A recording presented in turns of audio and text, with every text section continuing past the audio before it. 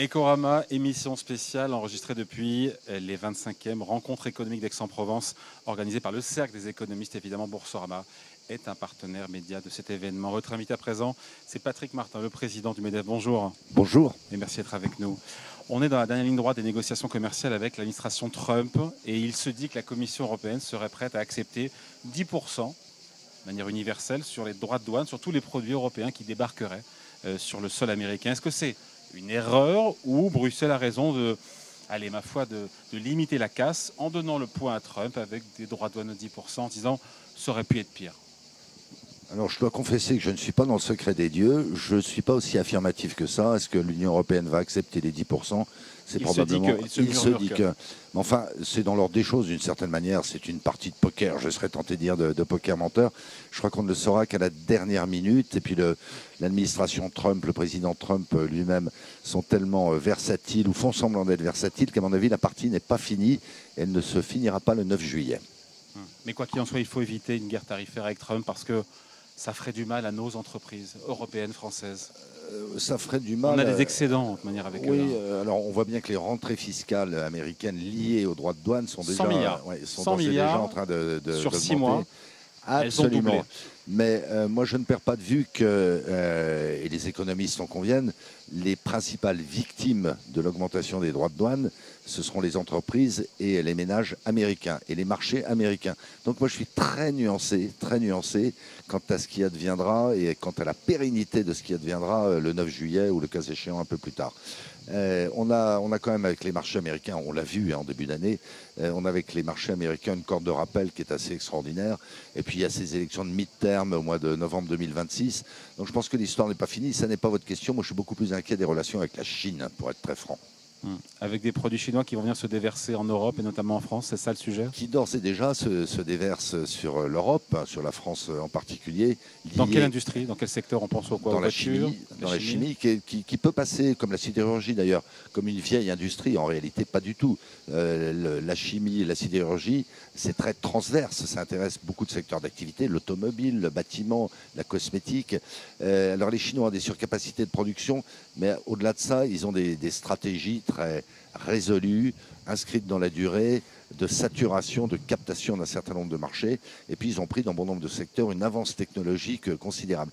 Et c'est là que je voulais en venir. Sauf erreur de ma part, le régime politique chinois n'étant pas le même que le régime politique américain, on ne peut même pas espérer que M. Xi Jinping étant remplacé à l'occasion d'une élection, cette stratégie change. La remise en question.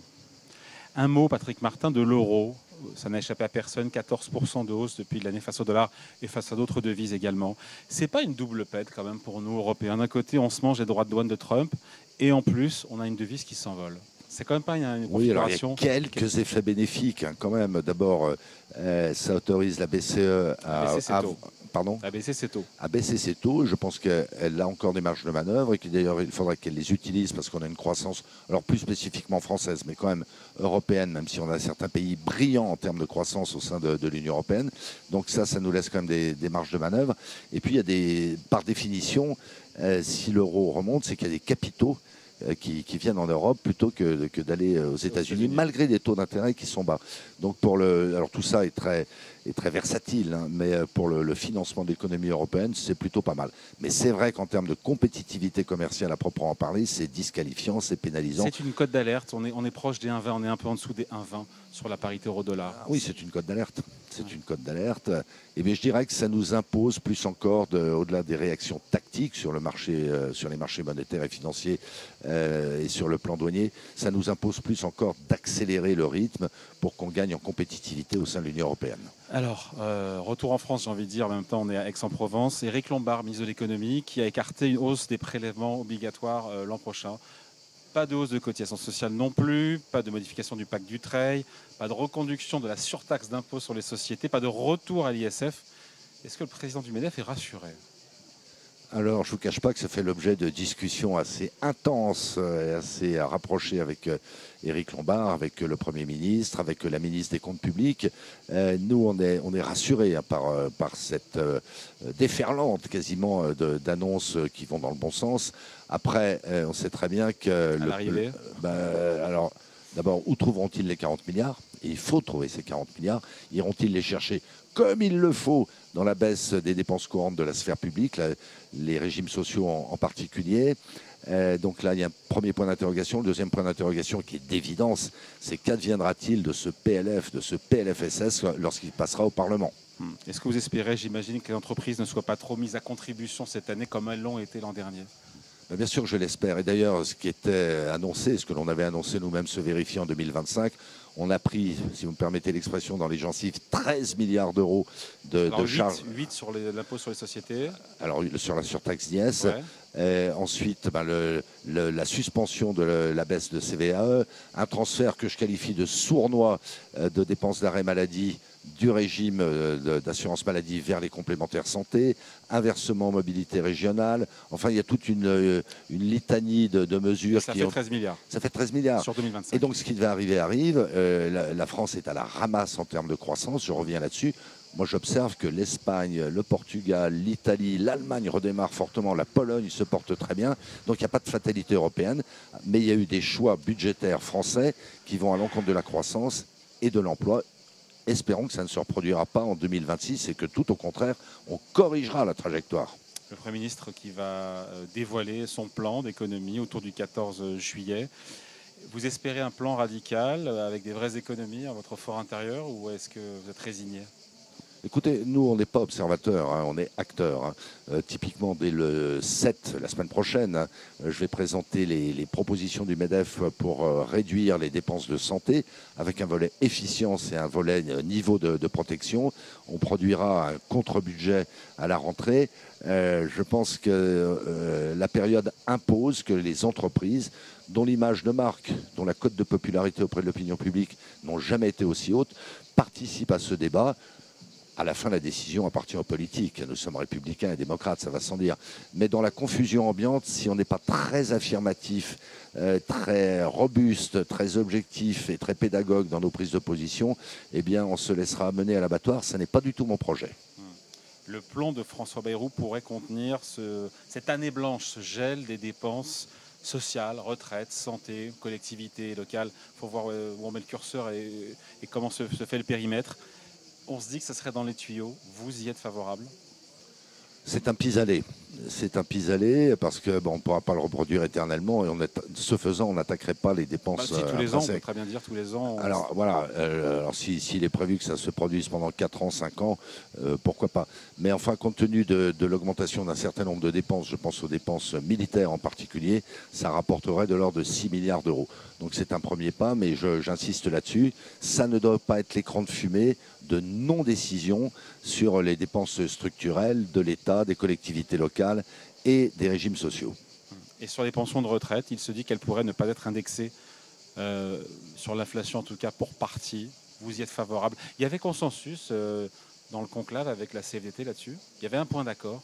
Il y avait un point d'accord, mais moi j'avais, souligné cette évidence. À ce jour, ça ne relève pas de notre décision. Donc j'avais appelé ça une stipulation pour autrui. C'est le Parlement qui décide à ce jour. Donc c'était un peu facile de dire on va équilibrer les régimes de retraite en reportant la décision sur un Parlement qui, de mon point de vue, ne prendra pas cette décision à l'instant. Après, je suis très à l'aise pour en parler parce que les partenaires sociaux font exactement ça sur l'Agirc-Arrco, les retraites complémentaires, moyennant quoi on a des retraites qui sont équilibrées, même excédentaires, année après année. On a des réserves qui sont importantes. Donc, d'évidence, c'est la bonne solution. Mais à terme, vous souhaitez que ce soit les partenaires sociaux? Non, à terme, moi, ce que je souhaite, ce que nous exigeons, c'est pas d'augmenter la fiscalité, c'est pas de baisser les revenus, c'est de baisser la dépense publique. Je cite juste ces deux chiffres. En 1975, vous n'étiez pas né, moi si, les dépenses sociales, c'était 18% du PIB. C'est maintenant 32%. Il y a des raisons objectives qui tiennent notamment à la démographie et singulièrement au vieillissement de la population. Enfin, on atteint un niveau mondial record de 32%. La France est-elle beaucoup plus heureuse aujourd'hui qu'en 1975? Non. Il y a des problèmes de bonne gestion et il y a des problèmes de recadrage d'un certain nombre de dispositifs. Ça ne fait pas plaisir, ça n'est pas populaire, mais de toute façon, il n'y a plus un sou dans les caisses et c'est certainement pas en allant augmenter les impôts qu'on remédiera à cette situation budgétaire critique. Quel que soit, et on finit là-dessus, Patrick Martin, quelle que soit la taille du plan d'économie, 20, 30, 40 milliards, il faudra passer ça par évidemment les fourches codines de l'Assemblée nationale.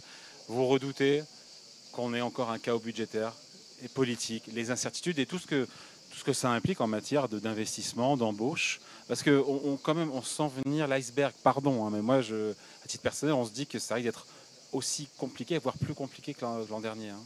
Bon, je ne veux pas dire qu'avec la chaleur qu'il fait singulièrement ici, on attend l'iceberg avec impatience. Non, on le craint évidemment, mais il y a deux chiffres que vous avez parfaitement en tête, ou deux données que vous avez parfaitement en tête. On voit d'un côté l'épargne des ménages atteindre un niveau historique et mondial, du revenu 19%. On voit par ailleurs l'investissement des entreprises baisser depuis 2 ans et demi. C'est bien l'expression cruelle, douloureuse de cette espèce de crainte qu'ont les agents économiques dans la perspective notamment dans la perspective des PLF et PLFSS, même si le climat international pèse aussi, mais il n'y a pas le même taux d'épargne dans d'autres pays et il n'y a pas de baisse d'investissement dans d'autres pays. Donc il y a bien une singularité française à laquelle il faut remédier. La croissance française est à la ramasse, on finit là-dessus. Ça c'est à l'instant T.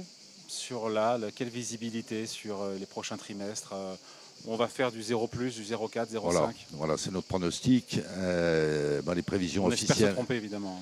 Bien sûr. Enfin, moi, je me souviens qu'à notre REF du MEDEF, fin août 2024, j'avais annoncé qu'on rentrait dans une période de stagnation, voire de légère récession. Qu'est-ce que je n'avais pas dit? J'avais dit que le marché de l'emploi était en train de se retourner. Qu'est-ce que je n'avais pas dit? Malheureusement, ça s'est vérifié. Pourquoi? Parce que le MEDEF a une capillarité, une compréhension en instantané de ce qui se passe opérationnellement. Et qu'est-ce qui se passe là, en instantané, dans nos territoires? Ce qui se passe, c'est qu'il n'y a pas beaucoup de secteurs dont le pipe de commande reste nourri. Il y a encore quelques-uns. Il y a bien sûr une compétition internationale qui se durcit. Il y a ce panorama politique et parlementaire qui est assez anxiogène. Donc il y a urgence à prendre un certain nombre de mesures de redressement. Je pense en particulier à toute la filière construction, dont l'amont industriel, dont les métiers de service autour, parce que ça, c'est un sabotage qui a été voulu par les pouvoirs publics français, alors qu'on parle de 12% de l'emploi, 10% du PIB, que ce sont des emplois non délocalisables. Voilà, donc on a parfaitement identifié un certain nombre de secteurs d'activité où, sans engager de financement public significatif, on peut redresser la croissance. Comment on finit sur une note optimiste? Ça, c'est une note optimiste. Ça, c'est une note optimiste. Non, et puis à un moment donné, il faudrait, pardon de le dire comme ça peut paraître présomptueux, mais il faudrait que nos politiques responsables réussissent à s'accorder entre eux, au moins sur une plateforme minimale, pour apporter de la visibilité, de la stabilité. Et là, chez les ménages, dans les entreprises, ça débloquerait beaucoup de décisions. Pardon de me répéter, la France est en train de décrocher, y compris par rapport à ses voisins européens. C'est quand même vexant. Allez, merci beaucoup. Entretien donc avec Patrick Martin, le président du MEDEF, invité de l'émission Ecorama sur Boursorama, enregistré depuis les rencontres économiques d'Aix-en-Provence. Merci à vous. Merci.